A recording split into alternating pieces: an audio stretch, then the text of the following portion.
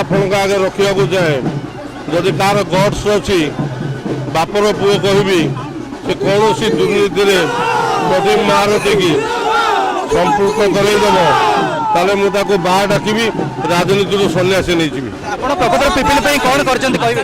ପିପିଲି ପାଇଁ ଯାହା କରିଛି କ'ଣ କରିଛି ନ କରିଛି ସେ ଇତିହାସ କହିବ ଏବଂ ଆଜି ଏ ଲୋକ ସମାଗମରୁ ଆପଣ ଅନୁଭବ କରୁଥିବେ କିଭଳି ଭାବରେ ଜନତାଙ୍କର ସମର୍ଥନ ରହିଛି। ସେହି ସମର୍ଥନ ଭିତରୁ ଆପଣ ଅନୁଭବ କରୁଥିବେ କିଭଳି ଭାବରେ ଏ ଅଞ୍ଚଳର ବିକାଶ ହେଇଛି। ଲୁଲୁ ସେନା ମିଶିଲା ବିଜେପିରେ, ଲୁଲୁ ସେନା ବିଜେପିରେ ମିଶିଲା, ପୁରୀରେ ଆପଣଙ୍କର ଶକ୍ତି କମିବ କି? ପ୍ରଶ୍ନ ଉଠୁନାହିଁ ବରଂ ଶକ୍ତି ବୃଦ୍ଧି ହେବ। ଲୁଲୁ ସେନା ମିଶିଗଲେ ସେଠି ତ୍ରିଶକ୍ତିର ଲଢ଼େଇ ହେବ। ଗୋଟେ ପଟେ ବିଜେଡି, ଗୋଟେ ପଟେ କଂଗ୍ରେସ, ଗୋଟେ ପଟେ ବିଜେପି ଏବଂ ବିଜେଡି ଭରସା ନୁହେଁ 100କୁ 100।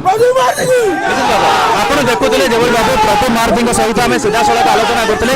ବିଜେଡିର ପଦଯାତ୍ରା ଚାଲିଛି ଏବଂ ସିଧାସଳଖ ସେ ମଧ୍ୟ କହୁଛନ୍ତି ତାଙ୍କର ଭରସା ନୁହେଁ 100% ସେ ଗ୍ୟାରେଣ୍ଟି ଦେଉଛନ୍ତି ଯେ ପୁରୀରେ ଯେମିତି ବିଜେଡି ଆଗରୁ ଜିତୁଥିଲା ସେମିତି ପୁରୀରେ ବିଜେଡିର ଗଡ଼ ରହିବ ଏବଂ ଆଗକୁ ଦେଖିବାର କଥା ଯେ ପ୍ରକୃତରେ ଏହି ପଦଯାତ୍ରା ଲୋକଙ୍କ ପାଖରେ କେତେ ବିକାଶର କଥା ପହଞ୍ଚାଉଛି, ଏହି ପଦଯାତ୍ରାରେ ଲୋକଙ୍କ ପାଖରେ ବିକାଶର ବାର୍ତ୍ତା କେମିତି ପହଞ୍ଚୁଛି ତାହା ମଧ୍ୟ ଆଗକୁ ଦେଖିବା କଥା।